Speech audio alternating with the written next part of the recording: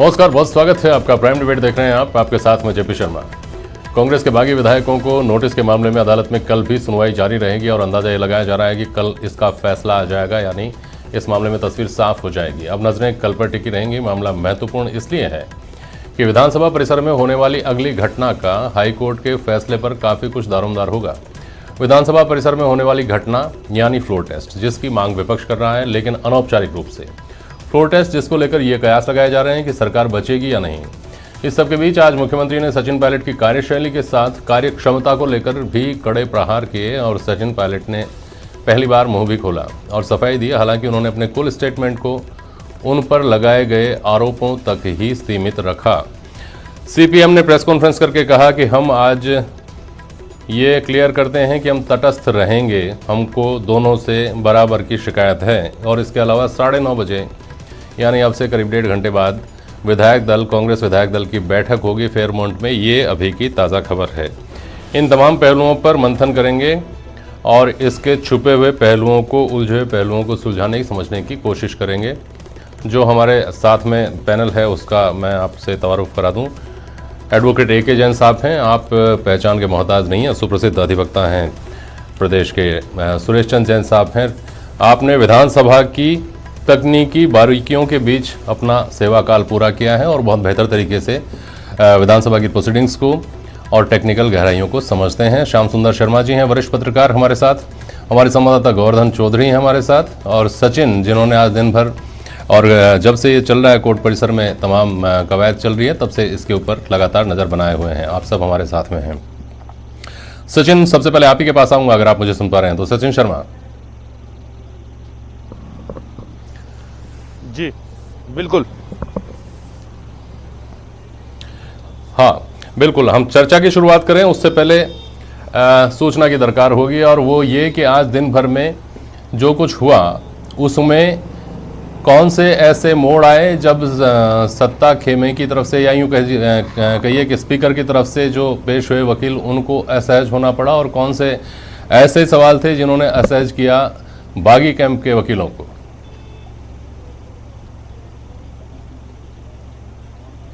देखिए जेपी जी, अगर आज दिन भर के घटनाक्रम को देखा जाए तो अभिषेक मनु सिंघवी ने सुबह पैरवी शुरू की थी और उनकी अपनी दलीलें थी। उनका कहना था सबसे पहले तो ये कि जिस वैधानिकता को चुनौती देने की बात सचिन पायलट गुट कह रहे हैं, उसे 1992 में ही कियोतो के जजमेंट के अंदर सुप्रीम कोर्ट साफ कर चुका है कि जो 10 शेड्यूल का क्लोज 2(1)(a) है वो वैधानिक है। उसकी वैधानिकता को अगर चुनौती दी गई तो पूरी तरह से गलत दी गई। इसमें जो मुख्य रूप से अभिषेक मनु सिंघवी ने दलील दी, उन्होंने कहा कि अगर ठीक है चुनौती दे भी दी गई है तो फिर यूनियन को पार्टी क्यों नहीं बनाया गया, केंद्र सरकार को इसमें पार्टी क्यों नहीं बनाया गया। उन्होंने कहा कि जल्दबाजी में याचिका पेश की गई है। और एक बात जो उन्होंने महत्वपूर्ण रूप से कही, वो उनका ये कहना था कि नोटिस जो है उसको आप चैलेंज नहीं कर सकते हैं। आप अगर स्पीकर को फैसला कर देते तो उससे हाईकोर्ट जो है उसमें चैलेंज किया जा सकता है। हाईकोर्ट, लेकिन उसमें भी एक लिमिटेड ग्राउंड पर जो है वो हाईकोर्ट उस पर इंटरफेरेंस कर सकता है। तो इस तरह की मुख्य दलीलें आज जो है अभिषेक मनु सिंघवी की ओर से रही थी। उन्होंने कई तरह के जजमेंट पेश किए, कई तरह की नजीरें पेश की, और उसके बाद महेश जोशी गुट का जो मौका आया तो उनकी तरफ से भी कई तरह की दलीलें पेश की गई। उन्होंने भी पक्ष रखा स्पीकर के महेश जोशी की तरफ से कि जो उल्लंघन था वो कहीं भी हम ये नहीं कह रहे हैं कि व्हिप का उल्लंघन किया गया। उन्होंने कहा कि लगातार जो सचिन पायलट गुट है वो ये कह रहा है कि व्हिप जो है वो फ्लोर जो विधानसभा उसके अंदर आता है, विधानसभा के बाहर व्हिप का नोटिस नहीं दिया जा सकता। तो उन्होंने कहा कि हम व्हिप के नोटिस की बात ही नहीं कर रहे हैं, हम तो ये कह रहे हैं कि जो आचरण है विधायकों का वो पार्टी को गिराने का, सरकार को गिराने का और पार्टी विरोधी गतिविधियों को लेकर है। उन्होंने भी इसको लेकर कई तरह के जजमेंट और नजीरें पेश की। उन्होंने कहा कि देखिए, जो आचरण है किसी भी विधायक का, उस पर फैसला लेने का अधिकार केवल स्पीकर को है। हाईकोर्ट जो है स्पीकर के इस जो अधिकार को, जिस क्षेत्राधिकार में दखल नहीं दे सकता है। ये स्पीकर को तय करना है कि एक विधायक का आचरण किस तरह का है, क्या उसका आचरण पार्टी के पक्ष में है या पार्टी के विरोध में। और हमने नोटिस इसी बात को लेकर जारी किए। और उसके बाद दौर शुरू हुआ एक बार फिर से हरीश साल्वे का। हरीश साल्वे ने इनके जवाब पे रिजोइंडर पेश किया। उनका यह कहना था कि जिस आचरण की बात जोशी गुट कर रहा है, यानी स्पीकर जिस आचरण की बात कर रहे हैं या महेश जोशी जिस आचरण की बात कर रहे हैं, तो हमने कभी भी सरकार गिराने की बात ही नहीं कही। उनका यह कहना था कि हमने मुख्यमंत्री को हटाने की बात जरूर कही है, और मुख्यमंत्री को हटाना और चुनी हुई सरकार को गिराना, ये दोनों बहुत अलग अलग बातें हैं। हमने अपने आलाकमान तक ये बात पहुंचाई थी। हमने कहा था कि हमें जो है मुख्यमंत्री की कार्यशैली से शिकायत है, ना कि हम पार्टी को गिराना चाहते हैं। तो उन्होंने अपने पक्ष में इस तरह की दलीलें दी। लेकिन खासा दिलचस्प मामला तब हो जाता है जब सचिन पायलट गुट चाहता था, हरीश साल्वे ये चाहते थे कि वो कल अपना रिजोइंडर पेश नहीं करना चाहते, वो एक दिन एक्स्ट्रा मांग रहे थे, यानी वो बुधवार तक का समय मांग रहे थे। उस समय कहीं ना कहीं अभिषेक मनु सिंघवी की जो दलील थी, उसके बाद हरीश साल्वे को और कोर्ट को भी उनको आज ही सुनना पड़ा। अभिषेक मनु सिंघवी इस बात पर अड़ गए थे कि रिजोइंडर के लिए जो बहस होनी है या तो हरीश साल्वे आज उस रिजोइंडर में बहस करे या फिर वो कल बहस करे। हरीश साल्वे कह रहे थे कि कल उनके पास समय नहीं है। तब अभिषेक मनु सिंघवी की तरफ से कहा गया कि ठीक है, हम परसों तक के लिए रुकने के लिए तैयार है, लेकिन फिर कल जो विधायक है वो शाम 5:30 बजे तक स्पीकर के सामने पेश हो जाए। और उसके बाद आज ही वो बहस हुई और कोर्ट को 1.5 घंटा अतिरिक्त जो है इस पूरे मामले पे सुनवाई करनी पड़ी। ये आज दिन भर तक का लबोलुआब था। और अब कल अगर मैं बताना चाहूँ आपको तो मुकुल रोहतगी रिजोइंडर पेश करेंगे। उसके अलावा 2 लोग और हैं जिन्होंने पक्षकार बनने की एप्लीकेशन लगाई है, उन्हें सुना जाएगा। और यही मान के चला जा रहा है कि तकरीबन 1 से 1.5 घंटे का समय इसमें मैक्सिमम लग सकता है और उसके बाद ये बहस पूरी कर ली जाएगी। और उम्मीद ये है क्योंकि 5:30 बजे तक स्पीकर का समय तय किया हुआ है, तो कल ही जो है फैसला भी आ सकता है। जी ठीक है सचिन, आप कुछ देर रुकिएगा हमारे साथ। एक बार गोवर्धन चौधरी का भी रुख करेंगे। गोवर्धन, जिस तरह का राजनीतिक घटनाक्रम आज दिन भर रहा है और अभी रहने वाला है, उसमें बहुत सिग्निफिकेंट डेवलपमेंट्स हुए हैं। मुख्यमंत्री ने सचिन पायलट के बारे में जो कुछ शायद वो अभी तक नहीं कहना चाहते थे, वो सब कहा आज, जिसको उन्होंने दबा के रखा हुआ होगा। और सचिन पायलट ने पहली बार अपनी चुप्पी तोड़ी। हालांकि बात उन्होंने अतीत में जो कुछ हो गया उसकी की, अब वो भविष्य में क्या करने जा रहे हैं जो कि लोग सुनना चाहते हैं उनके मुंह से, उसके बारे में उन्होंने कुछ भी नहीं कहा। साथ ही जो अभी 9:30 बजे मीटिंग होने वाली है उसको लेकर, इन तमाम चीज़ों को लेकर किस तरह की खबरें, किस तरह की चर्चाएं हैं?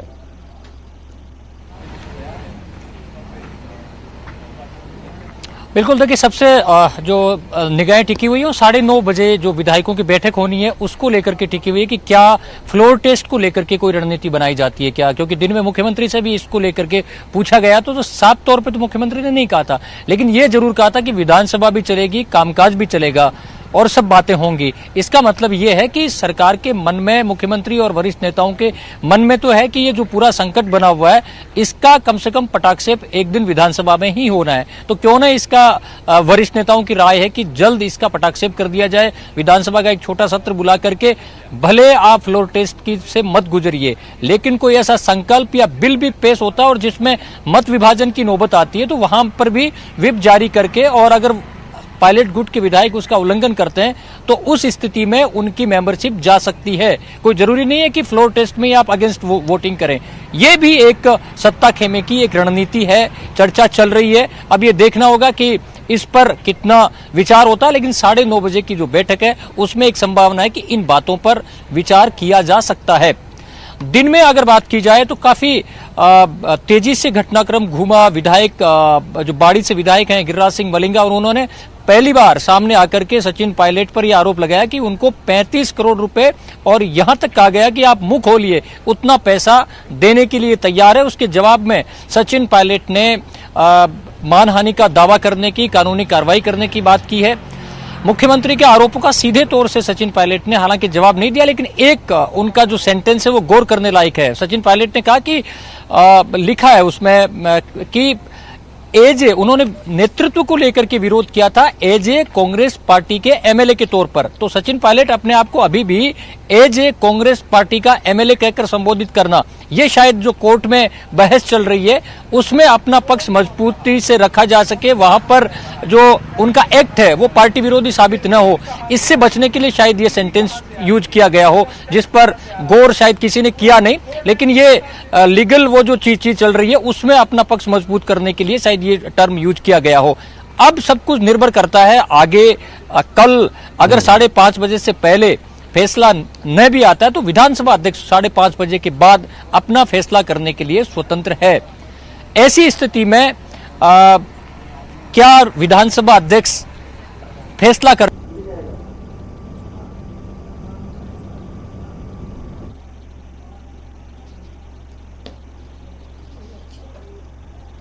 गोवर्धन की आवाज हम तक नहीं पहुंच रही है अब। चलिए गोवर्धन, फिर से आएंगे आपके पास। मैं मेरे साथ जो कानून के और विधानसभा की नियमावली के जो जानकार हैं उनके साथ मैं एक बार स्टूडियो में बात कर रहा हूं, उसके बाद वापस आऊंगा आपके पास गोवर्धन, और सचिन आपके पास भी आऊंगा, अभिषेक आड़ा भी दिखे अभी उनके पास भी जाऊंगा। जैन साहब, जो दलील दी गई, AK जैन साहब, जो दलील दी गई कि मुख्यमंत्री को हटाने की मांग की गई थी, सरकार के खिलाफ हमने कुछ नहीं बोला, ऐसा बताया गया कि टेक्निकली मुख्यमंत्री ही सरकार का चेहरा होता है, मंत्रिमंडल का विस्तार करता है, वो अपने काम को डेलीगेट करता है और मंत्रिमंडल का मतलब ही सरकार होता है। तो क्या मुख्यमंत्री को हटाए जाने की मांग को तकनीकी तौर पर, कानूनी तौर पर सरकार के खिलाफ नहीं माना जाता है? देखिए, मुझे लगता है कि हरीश साल्वे ने जो ये बात उठाई है ना, ये दल बदल के मामले को लेकर कोई ज़्यादा मायने नहीं रखती है। यही मामला अगर देशद्रोह से संबंधित अपराधों की बात आती तब तो ये बात समझ में आती है कि चीफ मिनिस्टर या उसकी कैबिनेट जो होती है वो राज्यपाल की सहायता के लिए होते हैं और राज्यपाल को कानून राज्य चलाने में उसकी मदद करते हैं, क्योंकि जो एक फिगर हेड होता है वो राज्यपाल होता है, स्टेट के अंदर, केंद्र के अंदर राष्ट्रपति होता है जी। परंतु दल बदल कानून विधानसभा या हमारे जो हाउसेज है उससे संबंधित है। वहाँ पर यदि आप मुख्यमंत्री बदलने की बात कर रहे हैं या अपनी ही सरकार को बदलने की बात कर रहे हैं तो आप उसको दल बदल कानून की प्रक्रिया से बाहर नहीं रख सकते। सचिन पायलट अगर ये कह रहे हैं कि भाई मुझसे मुख्यमंत्री की माइनॉरिटी में आ गए, उन्हें इस्तीफा दे देना चाहिए, क्योंकि अल्पसंख्यक हो जाना, किसी भी दल का माइनॉरिटी में आ जाना इटसेल्फ ये मतलब है कि आप पार्टी के खिलाफ बोल रहे हैं। आप मुख्यमंत्री बदल ये कह रहे हैं क्योंकि मुख्यमंत्री सबसे बड़े दल का नेता होता है जिसको राज्यपाल शपथ दिलाता है। पर जब आप कहेंगे कि ये मेरी पार्टी का वो खो चुका है तो इसका मतलब आप पार्टी के अंदर नहीं कह रहे हैं। अगर आप पब्लिकली ये बात कह रहे हैं तो इसका ये मतलब है कि मुख्यमंत्री के नहीं, सरकार के खिलाफ नहीं, मुख्यमंत्री और सरकार जो दल बदल के कानून के दायरे में एक ही चीज़ है उसके विरुद्ध में आप बोल रहे हैं। तो ये बात, ये तर्क पता नहीं क्यों उठाया गया, मेरे भी ये बात आज भी समझ में नहीं आ रही। यहाँ ये एक दूसरी बात और है कि ये जरूर है कि अभी तक ऐसा लगता है कि सचिन पायलट का पलड़ा कुछ हल्का है हाईकोर्ट के सामने। उनके पास कुछ पॉइंट्स अच्छे हैं, जैसा आज क्वेरी भी की गई जब महेश जोशी के लॉयर बहस कर रहे थे, कोर्ट की तरफ से पूछा गया कि अगर आप उनको सदस्य मानते हैं, अगर आप उनको सदस्य नहीं मानते तो आपने उनको निलंबित क्यों किया? ठीक बात, ये सवाल उठा था। ये पर्टिकुलर क्वेरी आज कोर्ट के अंदर की गई थी। दूसरी बात उन्होंने की थी कि आपने FIR कराई है इन मामलों के लेकर, तो फिर आपने इस बात को इस यहाँ इसके पास स्पीकर के आने से पहले ही आपने FIR कराई है, तो फिर उसके लिए उन्होंने कहा कि वो FIR तो हमने नहीं कराई, वो तो SOG ने सो मोटो की। पर यहाँ भी बात गलत थी। एंटी करप्शन में खुद महेश जोशी शिकायत देकर आए थे, जो आज जाकर बाद में कल जाकर उसको FIR में कन्वर्ट हुआ। तो ये कुछ कमज़ोर बिंदु महेश जोशी पक्ष के हैं। परंतु सबसे बड़ी बात ये जो बार बार अभिषेक मनु सिंघवी ने कही कि कोर्ट को नोटिस के मामले में, क्योंकि प्रथम नोटिस के मामले में तभी हस्तक्षेप कर सकती है जब नोटिस ऐसा मनमाना हो। मान लीजिए शिकायत ये हुई हो कि साहब ये फलानी जगह कॉफ़ी पीने चले गए इसलिए इनको डिस्क्वालीफाई कर दिया जाए, तो बात आती है। पर अपेरेंटली प्रथम दृष्टि अगर कुछ भी सब्सटेंस है तो नोटिस का जवाब देने के बाद जो स्पीकर कार्रवाई करे वो सब्जेक्ट टू जुडिशियल रिव्यू होती है। हर नोटिस जुडिशियल रिव्यू के लिए नहीं जाया जा सकता। तो यहाँ तक तो ये बात है। परंतु अब जिस तरीके की लड़ाई गलत तरीके से चली गई है वहाँ कब क्या हो जाए, कोर्ट्स भी टाइम के बियॉन्ड बैठ रही हैं, जज कहीं बहस भी इस अजीब तरीके से हो रही है, वकीलों को अंदर घुसने नहीं दिया जा रहा है। पता नहीं, ऐसा लग रहा है कि कानून का राज है या किस तरीके से सारी की सारी कार्रवाइयाँ चल रही हैं। बिल्कुल, मैं इसको थोड़ा सा और खुलासा करके आपसे समझना चाह रहा हूँ जैन साहब। अगर ये थंब रूल है कि स्पीकर ने जो नोटिस दिया है पहले आप उसका जवाब दीजिए, उस पे जो एक्शन लिया जाता है उसकी मेरिट पर अदालत में बहस हो सकती है, वो सही है या गलत है इसके ऊपर अदालत में बहस हो सकती है, लेकिन नोटिस का जवाब तो आपको देना ही पड़ेगा। इसको अगर हम ये माने कि ये आधारभूत कानून के तहत आता है तो फिर शायद अदालत में इस तरह के सवाल उठते नहीं कि क्या CLP लीडर ने नोटिस दिया था विधायक दल की बैठक के लिए, डिस्क्वालिफिकेशन और निलंबन दोनों एक साथ कैसे हो सकते हैं, वगैरह वगैरह। एक जैन साहब, देखिए, सामान्य नियम तो यही है कि नोटिस को सामान्यतः कोर्ट में चुनौती नहीं दी जा सकती अगर नोटिस, परंतु यहाँ वो कहकर आ रहे हैं कि ये नोटिस है, ये नोटिस अपने आप में ही अवैध है। ये डिस्क्वालिफिकेशन के किसी भी इंग्रेडिएंट्स को डिस्क्लोज नहीं कर सकता है। ये जो शिकायत की गई है वो डिस्क्वालिफिकेशन के लिए आवश्यक शर्तों का हवाला ही नहीं देती है। हालांकि ये तर्क हैं, फैक्ट्स पर ये बात किसी को भी गले नहीं उतर रही कि प्रथम दृष्टि आई, क्योंकि ये जरूर है कुछ स्टेटमेंट्स हैं, आप पार्टी की मीटिंग में नहीं आ रहे हैं, और इस ग्राउंड पर आज उन्होंने साफ कह दिया कि हमने विप के आधार पर हमने कोई पिटीशन नहीं लगाई है, हमने तो इस आधार पर लगाई है कि इनके कंडक्ट से ये लग रहा है कि ये अपनी सदस्यता को स्वेच्छा से छोड़ चुके हैं, कांग्रेस पार्टी की सदस्यता को। ऐसी परिस्थिति में ये 2(1)(a) के तहत डिस्क्वालीफाई हो जाते हैं। तो इसलिए, परंतु दूसरी ओर ये कह रहे हैं, पर अब प्रश्न ये है कि ये इतना बारीक एग्जामिनेशन कि भाई उन्होंने जो स्टेटमेंट दिया है उसको वॉलंटरी पार्टी छोड़ना माना जाए या नहीं माना जाए, या निलंबन का सदस्यता छोड़ने से कितना संबंध है। मेरे विचार से ये जुडिशियल रिव्यू का पात्र नहीं है। ये चीजें जो मूल न्यायालय है या मूल ट्रिब्यूनल है, स्पीकर, उनको तय करना है। और दूसरी चीज, उन्होंने आरोप लगाया है कि स्पीकर बायस्ड है। ये सही है कि मेलाफाइट के एलिगेशन लगाए जा सकते हैं, पर यह भी सेटल्ड लॉ कि मेलाफाइट को आपको जैसे क्रिमिनल लॉ में एक ऑफेंस प्रूव करना पड़ता है, उस एविडेंस से प्रूव करना पड़ेगा। मेलाफाइट का आरोप आसानी से लगाया जा सकता है, पर इसे साबित करना बहुत मुश्किल होगा। इसलिए सिर्फ कि उन्होंने बसपा वालों को इतने महीने में तय नहीं किया और इनको तय कर दिया, रात को नोटिस जारी किया, 7 दिन की जगह 3 दिन का नोटिस दिया, वो तो अब भी 7 दिन का हो गया। इन आधारों पर मुझे नहीं लगता कि न्यायालय ये मानेगा कि स्पीकर दुर्भावना पूर्वक है। ये फैक्ट यही है कि आज तक स्पीकर्स ने जितने भी निर्णय दिए वो अपनी पार्टी के अनुरूप दिए हैं। इंडिपेंडेंट ट्रिब्यूनल के रूप में शायद ही किसी स्पीकर ने कोई आदेश दिया हो, परंतु जो लॉ का प्रिजम्पशन है वो ये है कि स्पीकर भी एक तरीके से क्वासी जुडिशियल चेयरमैन है, एक न्यायाधीश की हैसियत रखता है, इसलिए वो निष्पक्ष है। बिल्कुल ठीक है। आपके पास आता हूँ सुरेश जैन साहब, लेकिन सचिन, आज सुबह से हमारे संवाददाता आप तक लगातार तमाम खबरें जो कोर्ट परिसर में निकल रही हैं वो आप तक पहुंचा रहे हैं। सचिन, कल सुबह जो होने वाला है उस प्रोसीडिंग्स के बारे में संक्षेप में बता दीजिए बस। बिल्कुल, देखिए, कल सुबह मुकुल रोहतगी जो है वो अपना रिजोंडर पेश करेंगे, यानी सचिन पायलट गुट की तरफ से वो अपना रिजोंडर रखेंगे, जवाब उल जवाब पेश करेंगे। और उसके बाद पब्लिक अगेंस्ट करप्शन और मोहनलाल नामा ने 2 इंटरव्यूनर बनाने के लिए अपनी एप्लीकेशन लगाई थी। आज सुबह हंगामा भी हुआ था, उनको पहले एंट्री नहीं दी गई थी, बाद में उनको एंट्री दी गई। तो कल उन दोनों एप्लीकेंट्स को सुना जाएगा कि क्या उन्हें एप्लीकेंट बनाया जाए या नहीं बनाया जाए। और इसके बाद अगर इन हरीश साल्वे और मुकुल रोहतगी के रिजोंडर पर अगर कोई अधिवक्ता बात करना चाहता है तो उन्हें मौका दिया जाएगा अपनी बात संक्षिप्त में रखने के लिए। तो कल इन 3 बिंदुओं पर जो है सुनवाई होनी है। सबसे पहले मुकुल रोहतगी अपना पक्ष रखेंगे, रिजोंडर रखेंगे। उसके बाद जो दोनों एप्लीकेंट जिन्होंने एप्लीकेशन लगाई है इंटरव्यूनर या एप्लीकेंट बनने के लिए, उनको सुना जाएगा कि क्या उन्हें बनाया जाए या नहीं बनाया जाए। और उसके बाद जो रिजोंडर पेश कर चुके हैं आज हरीश साल्वे और कल मुकुल रोहतगी जो पेश कर देंगे, उस पर अगर कोई अधिवक्ता बात करना चाहता है संक्षिप्त में तो उसे मौका दिया जाएगा। कल की प्रोसीडिंग केवल इतनी है और यही वजह है कि मान के चला जा रहा है कि लंच से पहले ये सुनवाई पूरी हो जाएगी, घंटे 1.5 घंटे में। उसके बाद लंच के बाद संभवतः फैसला भी आ जाएगा। चलिए ठीक है सचिन, शुक्रिया आपका।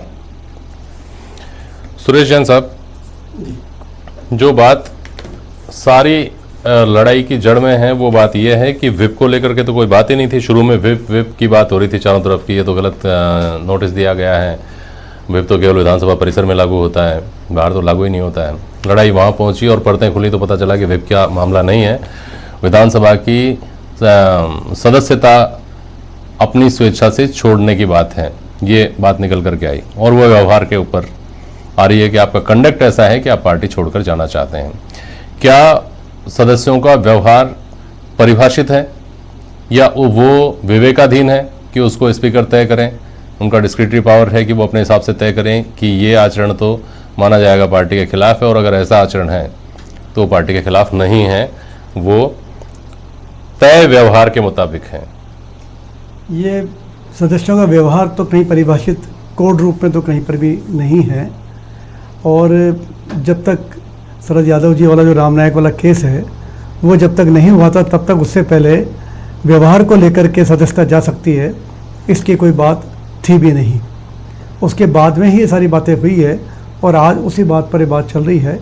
ये बिल्कुल सही कहे कि ये निर्णय करना स्पीकर का काम है कि उनके सामने जो ये कहा गया है कि इनका ये व्यवहार सिद्ध करता है कि इन्होंने स्वेच्छा से पार्टी छोड़ दी है, वो सही है या गलत, वो उनके सामने जब दोनों पक्षों की बहस होगी, उस बहस में जो तथ्य आएंगे उसके आधार पर जो भी वो निर्णय करेंगे वो ही निर्णय मान्य होगा।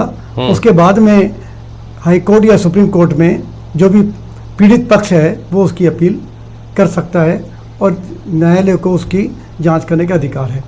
मैं यहाँ एक बात आगे कहने से पहले ये गोवर्धन जी से जानना चाहूँगा कि आज रात को 9:30 बजे जो विधायक दल की बैठक हो रही है, क्या उस बैठक में आने के लिए इन 19 सदस्यों को या 2 निलंबित को छोड़ दें 17 सदस्यों को भी कोई नोटिस भेजा गया है? बेहद महत्वपूर्ण सवाल है, बेहद महत्वपूर्ण सवाल है। गोवर्धन, आप जुड़े हुए हैं हमारे साथ।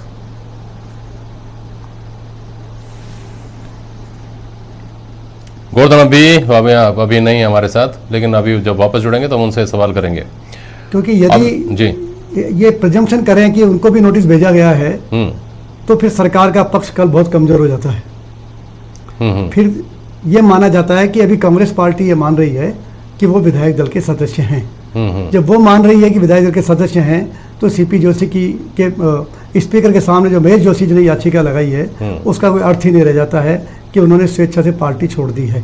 नहीं, लेकिन एक बात बताइए जैन साहब यहाँ कि अगर उनको नोटिस नहीं दिया जाता है, उनको इस मीटिंग में नहीं बुलाया गया है अगर, तो क्या ये कहना उनके लिए आसान नहीं होगा कि हमने स्वेच्छा से कहाँ छोड़ दिया, हमको तो विधायक दल की बैठक में नहीं बुला रहे हैं, जबकि हमको निलंबित भी नहीं किया गया सदस्यता से? नहीं, उसका तो तर्क ये है ना कि आपके खिलाफ याचिका दायर है जिसमें हमने मान लिया है कि आपने स्वेच्छा से सदस्यता छोड़ दी है।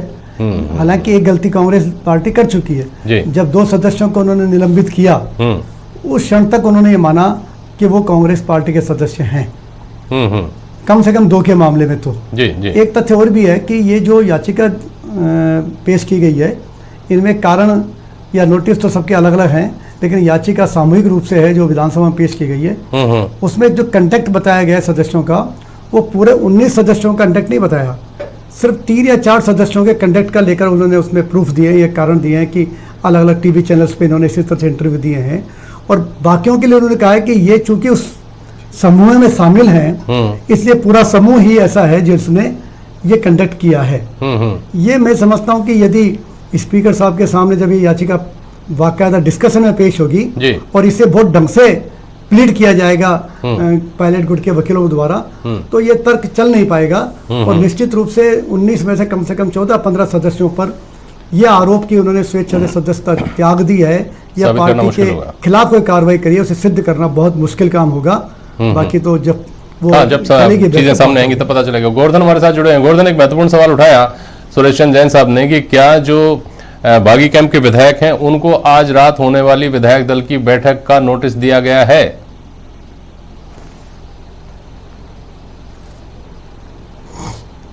देखिए, ये अभी कंफर्म नहीं है कि उनको नोटिस दिया गया है या नहीं दिया गया, लेकिन सूचना सारे विधायकों को दी गई है। जिस भी माध्यम से सूचना दी जाती है वो सारे विधायकों को बैठक में आने के लिए सूचना दी गई है। आमतौर पर फोन कॉल से सूचना दी जाती है तो वो तो दी हुई है, लेकिन जो पायलट ग्रुप के सारे विधायक हैं उन्होंने जो अपने आधिकारिक फोन नंबर सब जगह दे रखे हैं वो लगातार बंद आ रहे हैं।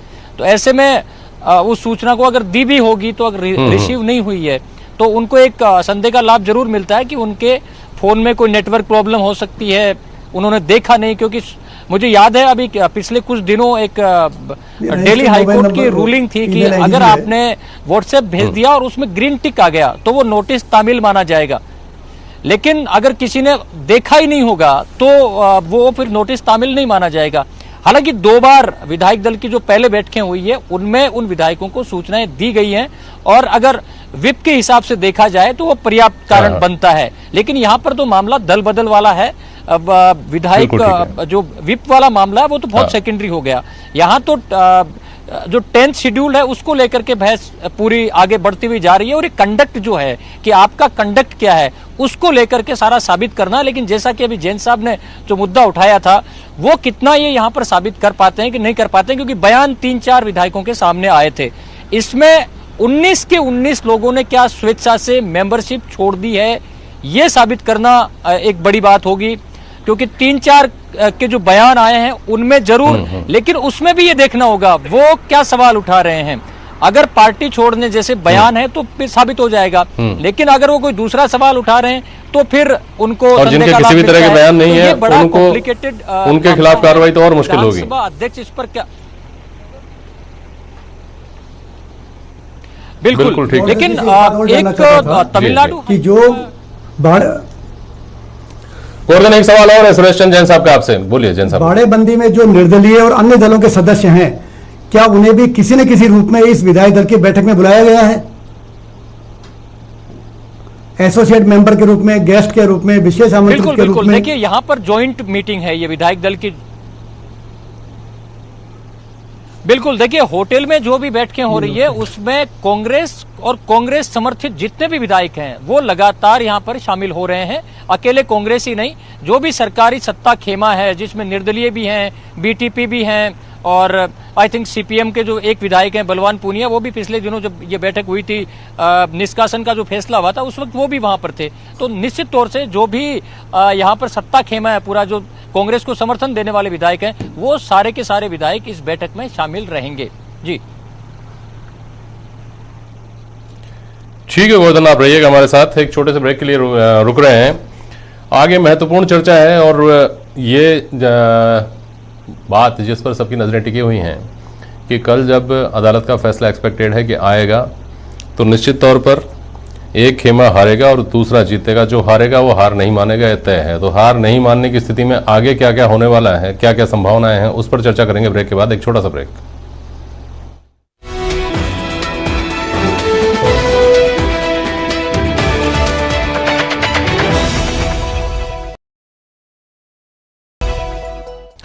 ब्रेक के बाद एक बार फिर से आपका स्वागत है। हमारे साथ गेस्ट पैनल है स्टूडियो में और हमारे संवाददाता अभिषेक आड़ा दिल्ली से जुड़ रहे हैं, गोवर्धन चौधरी हमारे साथ जयपुर से जुड़े हुए हैं। अभिषेक, आपके पास आ रहा हूं और बहुत संक्षेप में आपसे जानना चाह रहा हूं कि दिल्ली में सचिन पायलट ने आज जो पलटवार किया, जवाबी हमला किया, उसके बाद उनके जो दिल्ली में जो एआईसीसी के दूसरे जो लोग हैं, सचिन के साथी हैं, उनके शुभचिंतक हैं, उन लोगों की किस तरह की प्रतिक्रिया आई हैं कुछ?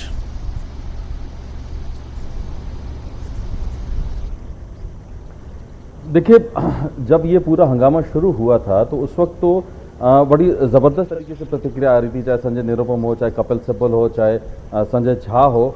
लेकिन अब जैसे जैसे ये मामला आगे बढ़ रहा है और जिस रूप में आगे बढ़ रहा है, कांग्रेस की तरफ से सचिन पायलट के लिए प्रतिक्रियाएं आना बहुत कम हो गई हैं। दिल्ली में आज जब सचिन पायलट ने अभी शाम को कुछ देर पहले, कुछ घंटों पहले जब ये अपना बयान जारी किया, उसके बाद में किसी बड़े नेता की कोई बड़ी प्रतिक्रिया नहीं आई है कि उन्होंने जब सचिन पायलट के इस बयान के बाद में कोई प्रतिक्रिया दी हो। क्योंकि सचिन पायलट ने साफ तौर पर कहा है कि मैं इस बात से, जिस तरीके के बयान दिए गए हैं उनसे मैं आहत हूं और मैं आगे लीगल एक्शन क्या करना है इसके बारे में भी विचार करूंगा। लेकिन अब प्रतिक्रियाएं जो हैं वो धीरे धीरे, जिस तरीके से ये जो पूरा जो सियासी घटनाक्रम बदल रहा है, ये जो सियासी समर में पार्टी के अंदर ही एक तरह से मचा हुआ है, लेकिन अब प्रतिक्रियाएं निश्चित रूप से जेपी जी कम हो रही हैं। जी ठीक है अभिषेक, शुक्रिया आपका। श्याम सुंदर शर्मा जी, सचिन पायलट ने आज जो कुछ कहा और उससे पहले अशोक गहलोत साहब ने जो कुछ कहा सचिन पायलट को लेकर, ये समझना चाहिए क्या इन बयानों से और इन बयानों के सिलसिले से, बल्कि कि सचिन पायलट की, ये तो खैर समझा ही जा सकता है कि कांग्रेस में मुख्यधारा में जैसे वो थे उस तरह से उनकी वापसी तो अब नामुमकिन ही है, लेकिन दूसरी बात ये भी समझी जानी चाहिए क्या कि 10 जनपद के दरवाजे इन बयानों के हिसाब से लगता है कि अब सचिन पायलट के लिए बंद है?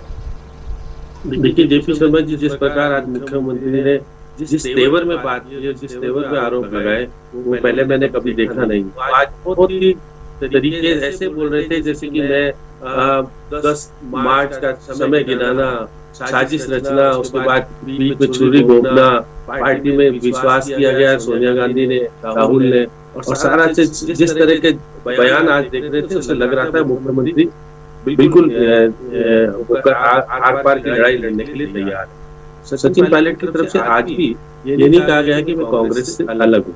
उन्होंने कहा मैं आहत हूँ और मैं मलिंगा का मामला कहा कि मैं लीगली कार्रवाई करूंगा, लेकिन मैं फिर डिप्टी शर्मा जी को मान के चला कि कल न्यायालय जिस प्रकार से जिसे रोज श्याम सुंदर जी की आवाज इको के साथ आ रही है। जी श्याम जी, आप बोलते रहिए। देखिए, आप जिस प्रकार से हरीश साल्वे ने जो कहा कि हम उसका जवाब नहीं, ये वैधानिक होती है। और उधर दूसरी तरफ सिंघवी साहब का कहना रहा कि नोटिस देने का अधिकार है अध्यक्ष को और सारी बातें। अब मैं मान के चलता हूँ कि कोर्ट इसी कल दे देगा, उसके बाद निश्चित रूप से विधानसभा का सत्र विशेष लाया जाएगा और जिस तरह से आज विधायक दल फिर बैठक हो रही और फिर ये तय किया लीगल कोर्ट को कहा जाएगा कि हमने आज फिर विधायक दल की बैठक की, फिर नहीं आए। और अभी भी ये मान के चल रहे हैं अशोक गहलोत कि कुछ लोग उनके साथ हैं, वो कांग्रेस के साथ आ सकते हैं। जब विधानसभा का सत्र होगा और शक्ति परीक्षण का बिल प्रस्ताव लाएंगे मुख्यमंत्री, तो वहां पर आना ही पड़ेगा। श्याम जी, आपकी आवाज को हम जो स्टूडियो में मौजूद लोग हैं हम नहीं सुन पा रहे हैं ठीक से, इको हो रही है आपकी आवाज। वापस आऊंगा मैं आपके पास। सुरेश जैन साहब, इन दिनों जो माहौल चल रहा है वो ये चल रहा है कि चार आदमी जो राजनीति में दिलचस्पी रखने वाले होते हैं कहीं इकट्ठे होते हैं, तो चर्चा इस बात की हो रही है सरकार बच रही है या सरकार जा रही है। अब सरकार या तो गिराई जा रही है उन चर्चाओं में, या फिर सरकार बच रही है और आराम से 5 साल पूरे कर रही है। गहराई में कोई जाने की कोशिश नहीं कर रहा। इसकी गहराई में जाते हैं तो सरकार का गिरना या बचना फ्लोर टेस्ट के ऊपर निर्भर करता है। अब या तो सरकार की तरफ से अगर सरकार फ्लोर टेस्ट कराती है और अपना मैजिक फिगर को जो है क्रॉस कर लेती है तो सरकार बची हुई है ही। लेकिन जो बागी खेमा है वो अगर ये चाहे कि सरकार गिरा दी जाए, अगर सरकार गिराने पर आमादा होता है, गिरा पाए नहीं गिरा पाए वो बात अलग है, तो वो अधिकतम क्या कर सकता है?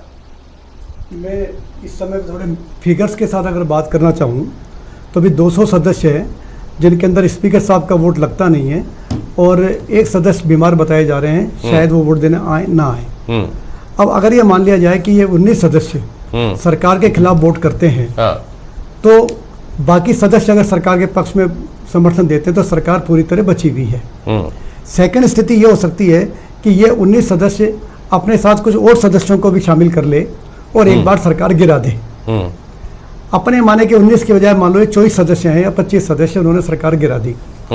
नेचुरली उस गिराने के बाद वो सभी दल बदल की सीमा में आ जाएंगे और उनकी सदस्यता समाप्त हो जाएगी। अब 25 सदस्यों की सदस्यता समाप्त होने पर 175 सदस्य विधानसभा में रह जाते हैं। अब 175 सदस्यों का यदि अपन हाफ करते हैं तो करीब 73-74 सदस्यों से 75 दूना 150 और 25 करीब 87-88 सदस्यों से काम चल जाता है। अगर कांग्रेस के 19 ये और 4-5 मान लो दूसरे निर्दलीय उर्दलियों को तोड़ा जाता है, 19 तोड़ने पर भी कांग्रेस के पास काफी बड़ी संख्या बच जाती है।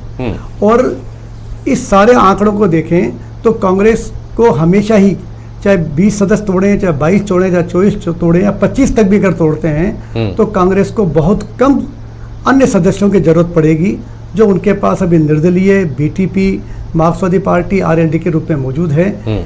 इसलिए यदि किसी भी कारण से फ्लोर टेस्ट पे एक बार सरकार गिर भी जाती है तो विपक्षी पार्टी के रूप में जो अभी सामने मौजूद है भाजपा, वो सरकार बनाने की स्थिति में नहीं है। सरकार अगर गिर भी जाती है तो सबसे बड़ा दल होने के नाते कांग्रेस ही वापस दावा पेश करेगी कि हमको फिर से सरकार में आने का मौका दिया जाए, सरकार बनाने का मौका दिया जाए। लेकिन उससे पहले की मैं बात कर रहा हूँ, क्या यह संभव है?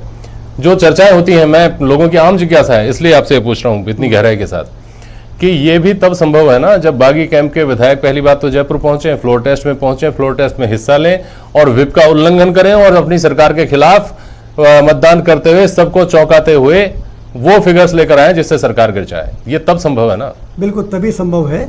और इसीलिए मैंने कहा कि 19 सदस्य विपक्ष में मतदान करें, साथ में कुछ अन्य सदस्यों को अपने में शामिल करें, चाहे वो निर्दलीय हो, चाहे कांग्रेस के हों या अन्य दल के हों, जिसकी संभावना अभी प्राइमरी रूप से नहीं नजर आ रही है। इसीलिए सरकार मेरे ख्याल से बहुत कॉन्फिडेंट है ये कराने के लिए। अब एक प्रश्न ये पैदा होता है कि सचिन पायलट के सामने क्या क्या ऑप्शंस हैं। एक ऑप्शन तो अभी प्राइमरी रूप से यह है कि वो कल 5:30 बजे से पहले एक बार जवाब पेश कर दें जी, और साथ में ये भी निवेदन करें कि डिटेल जवाब के लिए हमें समय दिया जाए, जो निश्चित रूप से आम उनको मिल जाएगा। और जब फ्लोर टेस्ट हो तो वो कांग्रेस के समर्थन में वोट करें और कांग्रेस में रह करके ही अपने 19 के नंबर को बढ़ाने का प्रयास करें, ताकि ऐसी स्थिति वो ला सकें।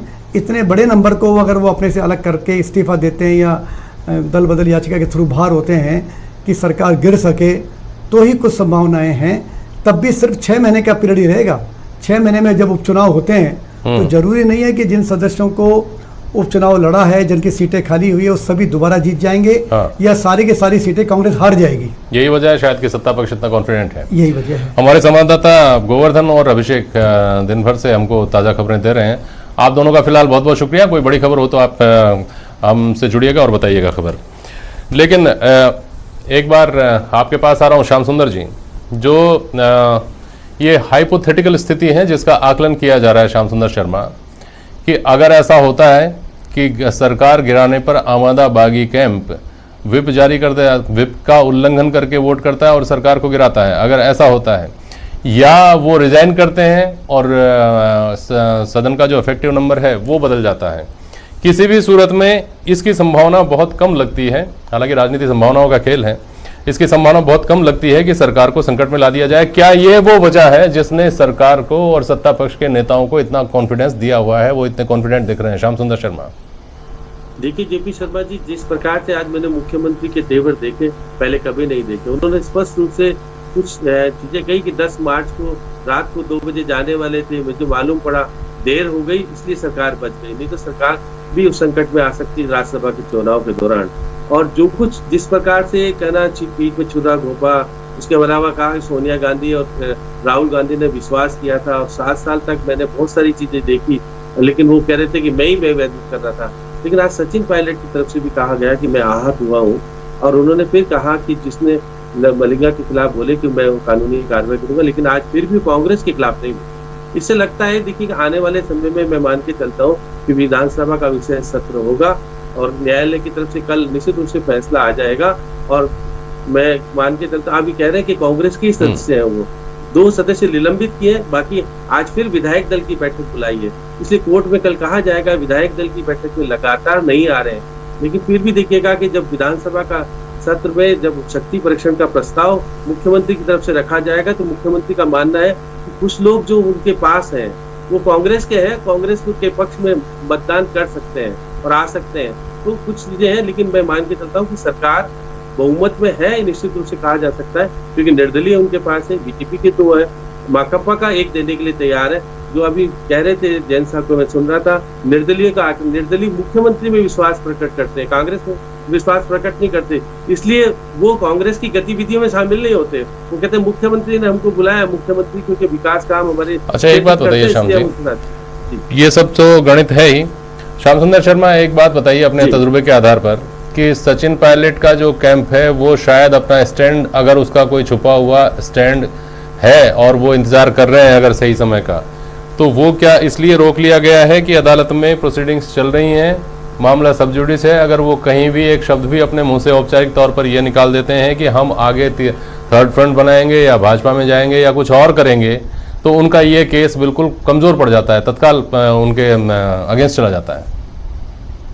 फिर तो तय हो जाएगा।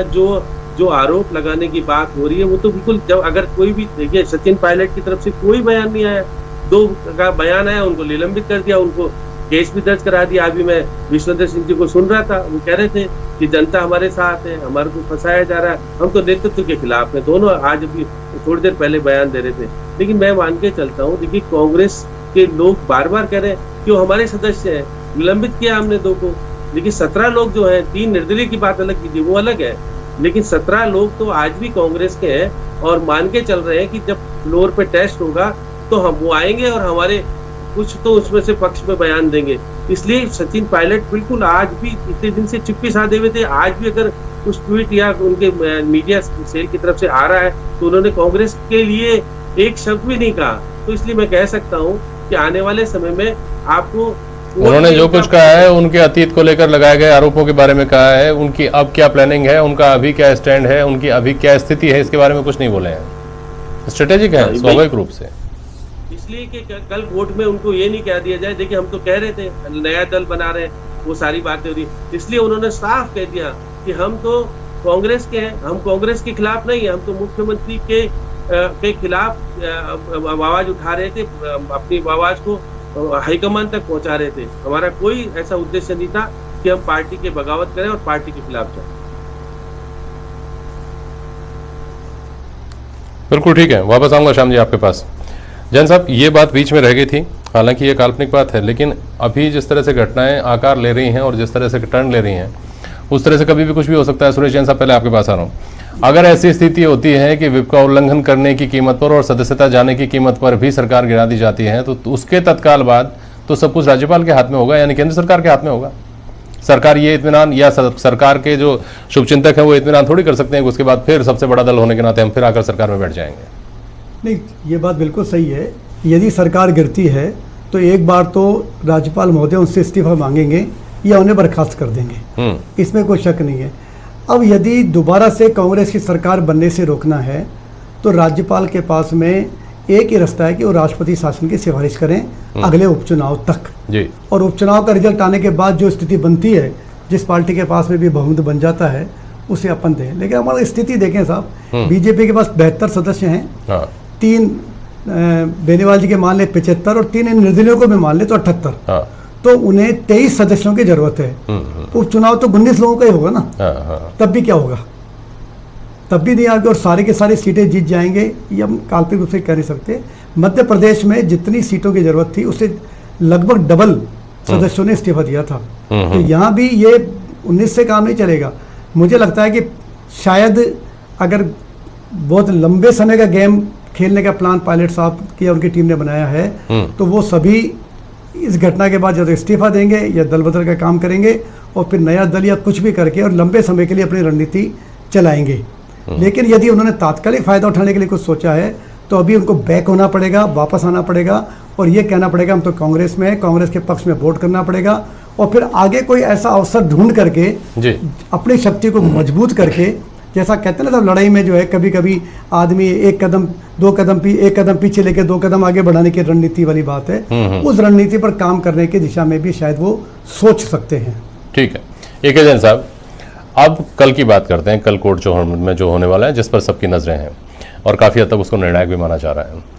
कल अदालत अगर स्पीकर के नोटिस को सही ठहराती है तो बागी कैंप जाहिर तौर पर सुप्रीम कोर्ट जाएगा, और अगर उस नोटिस को गलत ठहरा दिया जाता है तो क्या स्पीकर के कोर्ट में जाने की, सुप्रीम कोर्ट जाने की कोई नज़ीर है इससे पहले कि स्पीकर को सुप्रीम कोर्ट में गए हैं? पहली बात। जी आप इसका जवाब दीजिए। पहली चीज़ तो ये है कि अब तक के किसी भी स्टेज पर नोटिस को गलत ठहराने की कोई भी पुरानी नज़ीर अवेलेबल नहीं है। ये सही है, स्पीकर्स कई बार जाते हैं। अच्छा। स्पीकर्स और मैटर्स में गए सुप्रीम कोर्ट में, कि नहीं किसी हाई कोर्ट के कुछ ऑर्डर्स के अगेंस्ट में गए भी हैं, ऐसी बात नहीं है। परंतु आज तक कभी स्पीकर के नोटिस को नहीं रोका गया है। यदि ये नोटिस रोका जाता है तो ये प्रेसिडेंट से पहला एक प्रेसिडेंट होगा, पहली बार ये नजीर बनेगी। और उसके बाद स्पीकर के सामने 2 रास्ते होते हैं जी। या तो स्पीकर कानून की इज्जत करे और इसको सुप्रीम कोर्ट में इमीडिएटली चुनौती दे, हो सकता है उन्होंने तैयारी करके रख रखी हो SLP की जी। या स्पीकर कन्फ्रंटेशन पे आ जाए, एक नया कॉन्स्टिट्यूशनल क्राइसिस पैदा हो जाए। पूर्व में 2-3 बार हो चुका है, हालांकि डिस्क्वालिफिकेशंस पे मणिपुर में हुआ था। अगर ऐसा होता है सर, तो फिर क्या सुप्रीम कोर्ट से राहत मिल सकती है बागी कैंप को? ऐसे मामलों में सुप्रीम कोर्ट से भी राहत मिल सकती है। ऐसी स्थिति में केंद्र सरकार का रोल ज़्यादा बढ़ जाता है। अच्छा। केंद्र सरकार उस टाइम आर्टिकल 356 का प्रयोग कर सकती है। अच्छा। कॉन्स्टिट्यूशनल क्राइसिस का मानकर, राज्यपाल कॉन्स्टिट्यूशनल क्राइसिस को मानकर वो रोल, क्योंकि सुप्रीम कोर्ट से ज़्यादा, क्योंकि सुप्रीम कोर्ट का भी आदेश स्पीकर नहीं माने तो आप क्या करेंगे? ऐसी परिस्थिति में तो यही ऑल्टरनेट बचता है कि कॉन्स्टिट्यूशनल क्राइसिस मान के केंद्र हस्तक्षेप करे, जो कि यहाँ पूरी संभावना है कि अगर स्पीकर बात नहीं मानेंगे तो वो कॉन्स्टिट्यूशनल क्राइसिस के आधार पर 356 का प्रयोग केंद्र सरकार और राज्यपाल कर सकते हैं। कुल मिलाकर इसकी सारी, पर अब तक कोई ऐसा सिस्टम है नहीं। अगर ये होगा तो ये इतिहास में पहली बार होगा कि स्पीकर के नोटिस को रोका गया। ये जरूर है कि अगर रिट इनकी खारिज हो जाती है तो ये भी तुरंत सुप्रीम कोर्ट जाएंगे। और हो सकता है वहाँ भी तैयारी कर रखी, वहाँ भी वही प्रेयर करेंगे कि इमरजेंसी का मैटर है, रात को सुप्रीम कोर्ट को खोल के सुना जाए तो इस बीच सुरेश चंद्र जैन साहब, अगर ऐसा होता है, जो दूसरी संभावना जैन साहब वो जो बोल रहे थे कि अगर बागी कैंप को यहाँ से निराश होना पड़ता है और सुप्रीम कोर्ट जाना पड़ता है, तो बीच में वो समयावधि पूरी हो रही है जो नोटिस के जवाब देने के लिए और अभी तक ये क्लियर नहीं है कि वो नोटिस का जवाब देने के लिए दी गई थी या वो फैसले के लिए थी, लेकिन मंगलवार शाम 5 बजे की एक डेडलाइन है, वो निकल जाती है। तो क्या ये मामला और उलझ सकता है कि यहाँ 5 बजे उस नोटिस के आधार पर, चूंकि जवाब तो दिए नहीं गए हैं, एक तरफा कार्रवाई की बात कही गई थी, तो कार्रवाई कर दी जाए और उसके बाद में उनको सुप्रीम कोर्ट में जो प्ली लेकर जानी है वो प्ली की जो इबारत है वो बदल जाए। मेरे संबंध में मानना यह है कि जैसा कि सुनने में आ रहा है, शायद बुधवार को या और नियरेस्ट या 2-3 दिन बाद में विधानसभा का सत्र बुलाया जा सकता है संक्षिप्त रूप में, और उसमें सरकार खुद विश्वास मत रख दे या किसी अन्य जरिए से कोई वोटिंग का स्टेज खड़ा कर दे। तो ऐसी स्थिति में सरकार, स्पीकर साहब चांस मिलने पर भी शायद तत्काल इन सदस्यों का निलंबन नहीं करेंगे और कोई ऐसी परिस्थिति आने ही नहीं देंगे जो इस स्थिति को पैदा करें, क्योंकि 24 घंटे बाद या 48 घंटे के बाद में उन सभी सदस्यों का एक्ट खुद अपने आप साबित कर देगा कि वो कांग्रेस में रहना चाहते हैं या नहीं रहना चाहते। तो जो चीज ऑटोमेटिकली सिद्ध होने वाली है 24 से 48 घंटे में, उसके लिए इतनी बड़ी लड़ाई सुप्रीम कोर्ट में जाएं, न्यायपालिका से विधायिका की लड़ाई कराएं और फिर 356 की तलवार अपने गले पे लटकाएं, अपनी पार्टी के गले पे लटकाएं। मैं समझता हूं कि जैसा कि आज आपके संवाददाता कह रहे थे कि चलती फिरती किताब सीपी जोशी जो कहा जाता है, मैं नहीं समझता कि वो इस तरीके की कोई कोशिश भी करने की सोच रहे होंगे। जब काम हमारा सीधे सीधे तरीके से हो रहा है तो कुछ उल्टा तरीका अपनाने की जरूरत ही नहीं है। और खास तौर पर तब जब 3 अलग अलग जो धुरियां हैं, सत्ता खेमा, सचिन पायलट का जो बागी कैंप है वो, और भारतीय जनता पार्टी, इस बात का खास तौर पर ख्याल रख रहे हैं कि हमारे किसी बयान से, हमारे किसी एक्ट से हमको लेकर क्या मैसेज जा रहा है। जब इस बात को लेकर एहतियात रखी जा रही है तब खास तौर पर वही संभावना दिखती है जो आप बोल रहे हैं। कल के ऊपर सबकी नजरें रहेंगी, कल क्या होता है बेहद महत्वपूर्ण है। आज के लिए बहुत शुक्रिया आप सभी का आज मेरे साथ प्राइम डिबेट में शामिल होने के लिए। आज के लिए बस इतना ही, नमस्कार।